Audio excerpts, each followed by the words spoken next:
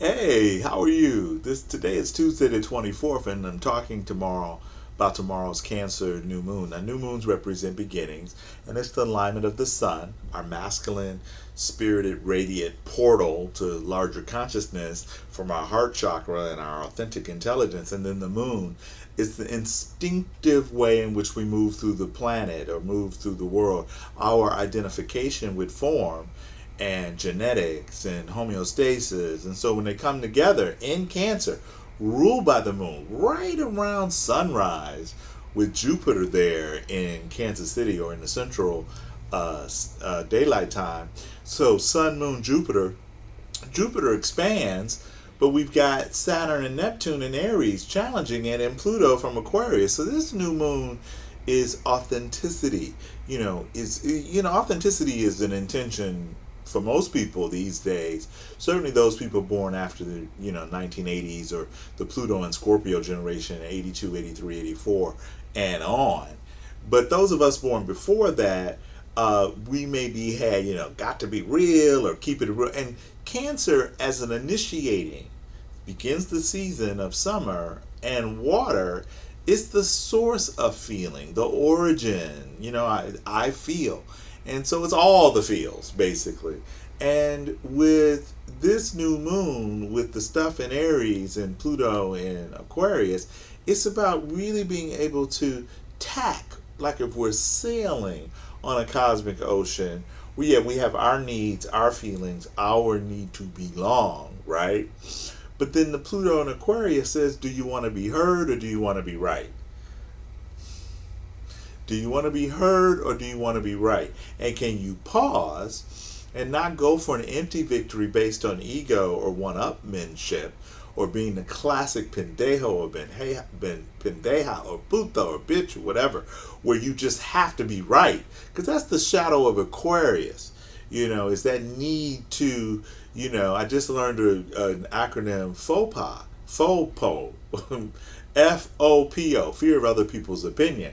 And as rebellious and as nonchalant and as cool as Aquarius can appear, its shadow is, one of Aquarian shadow, is other people's opinion. And that's why they can sometimes walk that tightrope where we all can.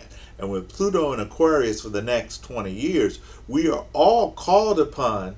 Are we showing up for the community from a Leo authentic space? Are we showing up playing the role that the community has assigned? And is our intention based on fear, of what other people will think? And so we either have a not so much attention deficit disorder, but oppositional defiance disorder. So that's a shadow of FOPO, So I'm afraid of what you think, so I'm gonna go the opposite direction. And Cancer ain't having it. Cancer is about the tribe. It's about where we belong. It's that, yeah, I feel we have some simpatico here. And then that Saturn, pragmatic Saturn, and Neptune and Aries challenging this full moon, just giving us the whole picture. And don't forget about Mars over there in Virgo. So we've got a lot of beautifully gumbo-like energy this new moon. A lot of different ways in which we can act like an opal and have many different ways in which our colors are shining. Water signs, Cancer, Scorpio, and Pisces, you're feeling elevated because of Jupiter being in the water element. So you feel like people are getting, that old school Prince joint, Money Doesn't Matter Tonight. All of those songs about treasures, internal virtues, and, the soulful connection. The Tao that speaks itself is not the Tao, right? So the water signs understand the feeling. And then fire element, Aries, Leo, and Sag, with Saturn and Neptune in Aries, is basically saying, hey, pragmatic and mystical. They're not opposites, they're complements. There's a let your will take place on earth as it is in the heavens. But the Saturn Neptune in Aries is about new beginnings to our own mysticism, new beginnings to living and embodying our spirituality. It's not just talk, it's, just tell me what you're actually living. I don't need to know what you will do. what are you doing, mofo? And then the earth element with Mars and Virgo, Mars is finally in a, let's get shit done sign. And so that could be making the Taurus, the Virgos, and the Capricorns really aligning with what really works for you in a really good way, and then for others.